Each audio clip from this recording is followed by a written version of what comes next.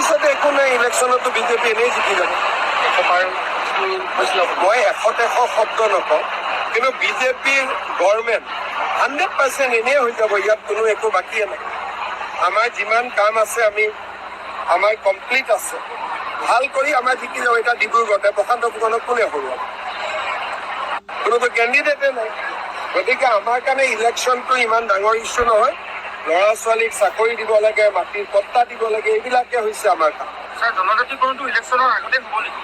জনজাতিকৰণৰ ক্ষেত্ৰতো আমি কথা পাতি আছো। আপুনি তেৰা প্ৰশ্নবিলাকে কৰি থাকে। যোৱাকালিও ক'লো জনজাতিকৰণত আমাৰ সমৰ্থন আছে।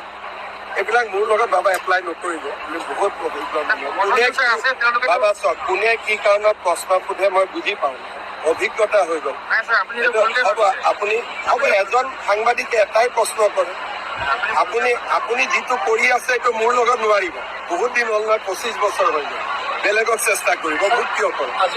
যোৱা কেইদিনমানৰ পৰা কংগ্ৰেছৰ ব্যক্তিসকলে আমি দুখীয়া মানুহক মিঠাতেল দিম বুলি কওঁতে আমাক ইটিকিং কৰি ছ'চিয়েল মাধ্যমত কথা কৈ আছে। ৰাতিপুৱা মই ৰিচাৰ্চ কৰিছিলোঁ যে ইংলেণ্ডত কি খায়। তেতিয়া মই গম পালোঁ যে ইংলেণ্ডত ছানফ্লাৱাৰ তেল খায়। গৌৰৱ গগৈ 2টা ল'ৰা ছোৱালী ইংলেণ্ডত থাকে, ব্ৰিটিছ হয়। গতিকে মিঠাতেলৰ ভেলু তেওঁ বুজিব নোৱাৰে। ছানফ্লাৱাৰ তেল বুলি ক'লে তেওঁ হয়তো বুজিলেহেঁতেন। গতিকে কংগ্ৰেছৰ মানুহে এতিয়া ইংৰাজ শাসনত পৰাজিত কৰা পাৰ্টিটোৱে এতিয়া ইংৰাজী শাসনৰ তলতহে যাব আৰম্ভ কৰিছে, যিটো এটা হাঁহি উঠাও কথা আৰু দুখ লগাও কথা।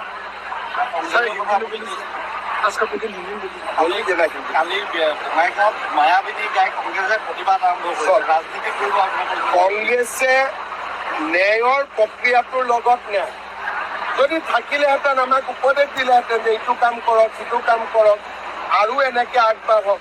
কোনেওতো আমাক পৰামৰ্শ একো দিয়া নাই।